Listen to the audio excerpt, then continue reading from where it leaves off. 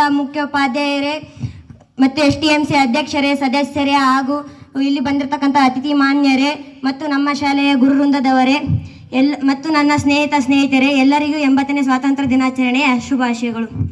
ಪ್ರಾಚೀನವ ತಿಕ್ಕಿ ತೊಳೆ ವರ್ತಮಾನ ಜೀವ ಕಳೆ, ಉಕ್ಕೇರಲಿ ಬಹಳ ಒಳೆ ಹಾ ಭವಿಷ್ಯದೊಡೊಳಿಗೆ, ಮೈ ಕೊಳಕಿದೆ ಮೂಕಚನ ಕೈ ಹಿಡಿಯಿರಿ 4 ಜನ, ಹೆದ್ದೇಳಲಿ ಎಲ್ಲ ಗುಣ ಹಾ ಸಮೃದ್ಧ ಬಾಳಿಗೆ ಎಂಬ ಚನ್ನವೀರ ಕಣಿವೆಯವರ ಕವನದ ಆಶಯದಂತೆ ಈ ನಮ್ಮ ಭಾರತ ದೇಶವನ್ನು ಪೋರ್ಚುಗೀಸರು, ಡಚ್ಚರು, ಫ್ರೆಂಚರು, ಇಂಗ್ಲಿಷರು ಎಂಬ ಚತುರೋಪಾಯಗಳು ಕಪಿಮುಷ್ಟಿಗೆ ನಮ್ಮ ಭಾರತ ದೇಶ ಸಿಲುಕಿತು.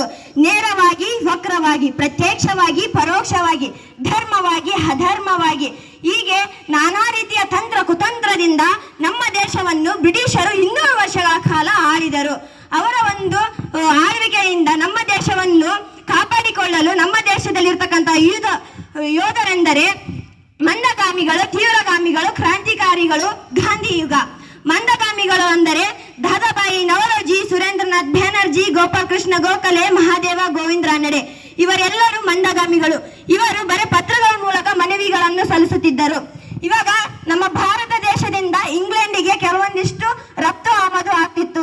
ಇದರಿಂದ ಸಂಪತ್ತಿನ ಸೋರುವಿಕೆ ಎಂಬ ಒಂದು ಪತ್ರವನ್ನು ಬರೆದು ದಾದಾಬಾಯಿ ನವರೋಜಿ ಅವರು ಬ್ರಿಟಿಷರಿಗೆ ಕಳಿಸಿದರು. ಆದ್ರೆ ತೀವ್ರಗಾಮಿಗಳು ಆತರಲ್ಲ. ತೀವ್ರಗಾಮಿಗಳು ಏನಿದ್ದರು, ಅವರ ಹೆಸರು ಸೂಚಿಸುವಂತೆ ಕತ್ತಿಯಿಂದ ಹೊಡೆದಾಡುವವರು. ತೀವ್ರಗಾಮಿಗಳು ಮಂದಗಾಮಿಗಳ ಆಡಳಿತವನ್ನು ಏನೆಂದು ಹೇಳಿದರಪ್ಪ ಅಂದ್ರೆ ಭಿಕ್ಷುಕರ ಸ್ವಾತಂತ್ರ್ಯಕ್ಕಾಗಿ ಭಿಕ್ಷುಕರು ಎಂದು ಹೇಳಿದರು.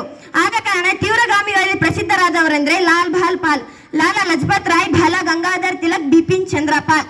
ಬಾಲ ಗಂಗಾಧರ್ ತಿಲಕ್ ಸ್ವರಾಜ್ಯ ನನ್ನ ಜನ್ಮಸಿದ್ಧ ಹಕ್ಕು, ಅದನ್ನು ಪಡೆದೇ ತೀರುತ್ತೇನೆ ಅಂತಂದು ಅವರು ಘೋಷಣೆ ಮಾಡಿ ಅದರ ಪ್ರಕಾರ ನಡೆದುಕೊಳ್ತಿದ್ದರು.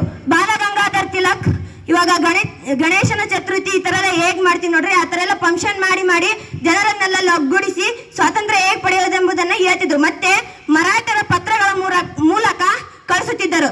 ಇದನ್ನೆಲ್ಲ ನೋಡಿದ ಬ್ರಿಟಿಷರು ಬಾಲ ಗಂಗಾಧರ್ ತಿಲಕನನ್ನು ಜೈಲಿಗೆ ಹಾಕ್ತಾರೆ. ಆಗ ಅವರು ನಿಲ್ಲಿಸಲಿಲ್ಲ. ಗೀತ ರಹಸ್ಯ ಎಂಬ ಒಂದು ಪತ್ರವನ್ನು ಬರೆದು ಮತ್ತೆ ಜನರಿಗೆಲ್ಲ ಮುಟ್ಟಿಸತೊಡಗಿದರು. ಆಗ ಇವರು ಒಂದು ಘೋಷಣೆ ಮಾಡ್ತಾರೆ, ಸ್ವರಾಜ್ಯ ನನ್ನ ಜನ್ಮಸಿದ್ಧ ಹಕ್ಕು, ಅದನ್ನು ಪಡೆದೇ ತೀರ್ತೇನೆ ಅಂತ. ಲಾಲಾ ಲಜಪತ್ ರಾಯ್ ಅವರು ಒಂದು ನಡೆತಿರ್ತಕ್ಕಂಥ ಲಾಠಿ ಚಾರ್ಜ್ ನಲ್ಲಿ ಭಾಗವಹಿಸಿ ಅವರಿಗೆ ಲಾಠಿ ಚಾರ್ಜ್ ಆಗಿ ಅವರು ಅದರಿಂದ ಪ್ರಾಣವನ್ನು ಬಿಡುವ ಸ್ಥಿತಿಗೆ ಬಂದಿರ್ತಾರೆ.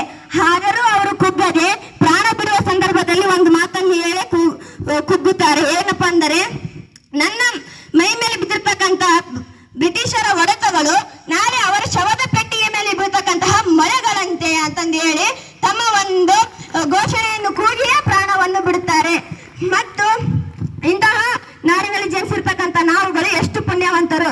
ಇನ್ನು ಕ್ರಾಂತಿಕಾರಿಗಳು ಅಂದ್ರೆ ಹೇಳದೆ ಕ್ರಾಂತಿಯನ್ನು ಎಬ್ಬಿಸಿಯೇ ಬಿಡುತ್ತಾರೆ. ಅದರಲ್ಲಿ ನನಗೆ ಹೇಳ್ಬೇಕಂದ್ರೆ ಚಂದ್ರಶೇಖರ್ ಆಜಾದ್ ಎಂಬುದನ್ನು, ಆಜಾದ್ ಅಂದ್ರೆ ಅದ್ರ ಪದದ ಅರ್ಥನೇ ಸ್ವಾತಂತ್ರ್ಯವನ್ನು ಹೆಸರಿನಲ್ಲಿ ಇಟ್ಟುಕೊಂಡು ಹುಟ್ಟಿದವರೇ ಚಂದ್ರಶೇಖರ್ ಆಜಾದ್. ಅವರು ಒಂದು ಸಲ ಬ್ರಿಟಿಷರ ಕೈಗೆ ಸಿಗಬೀಳ್ತಾರೆ. ಹೇಗಪ್ಪ ಅಂದ್ರೆ ಬ್ರಿಟಿಷರ್ ಕೂಡಿನೇ ಅವರು ಬ್ರಿಟಿಷರು ಹೇಗೆ ಬಾಂಬ್ಗಳು ಅವರೆಲ್ಲ ಹೇಗ್ ತಯಾರು ಮಾಡ್ತಾರೆ ಅಂತ ತಿಳ್ಕೊಂತಿದ್ರು. ತಿಳ್ಕೊಂಡು ಆಜಾದ್ ಅವರು ಒಂದ್ಸಲ ಬ್ರಿಟಿಷರ್ ಕೈಗೆ ಸಿಗಬಿದ್ದಾಗ ಬ್ರಿಟಿಷರ್ ಕೈಯಿಂದ ಸಹಾಯ ಕೊಡದಂತಂದು ಗಿಡಗಳ ಮಧ್ಯೆ ಸಿಗಬಿದ್ದಿರ್ತಾರೆ, ಜಗ್ಗಿ ಗಿಡಗಳ ಮಧ್ಯೆ. ಆಗ ಒಂದು ಗಿಡದ ಪೊದೆಯಲ್ಲಿ ಅಡಿದುಕೊಂಡಿರ್ತಾರೆ. ಆದ್ರೆ ತಮ್ಮ ಕೈಯಲ್ಲಿರ್ತಕ್ಕಂಥ ಪಿಸ್ತೂಲಿಂದ ಎಷ್ಟಾಗುತ್ತೆ ಅಷ್ಟು ಬ್ರಿಟಿಷರನ್ನ ಶೂಟ್ ಮಾಡ್ತಾರೆ.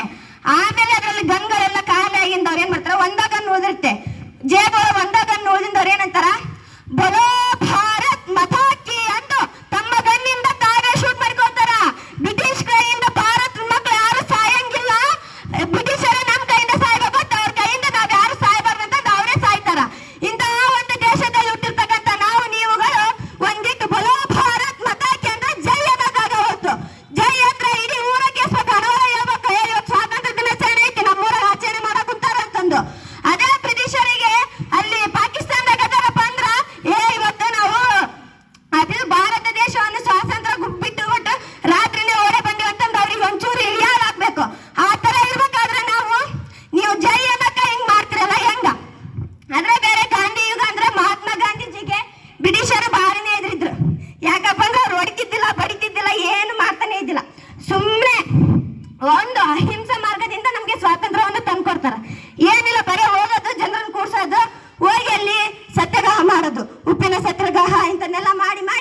ನಮಗೆ ಸ್ವಾತಂತ್ರ್ಯವನ್ನು ತಂದುಕೊಟ್ಟರು.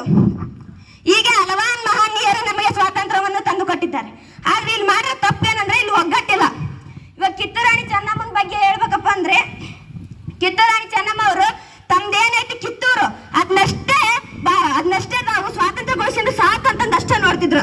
ತಮ್ದಷ್ಟೇ ಸ್ವಾತಂತ್ರ್ಯಗೊಳಿಸೋ ಬದಲು ಎಲ್ಲರೂ ಒಗ್ಗಟ್ಟಿನಿಂದ ಎಲ್ಲದನ್ನು ಸ್ವಾತಂತ್ರ್ಯಗೊಳಿಸಿದ್ರ ಇದು 200 ವರ್ಷಕ್ಕಿಂತ ಮುಂಚೆನೆ ನಮಗೆ ಸ್ವಾತಂತ್ರ್ಯ ಸಿಗುತ್ತಿತ್ತು ಅಂತಂದು ಹೇಳಕ್ ಇಷ್ಟಪಡ್ತೀನಿ.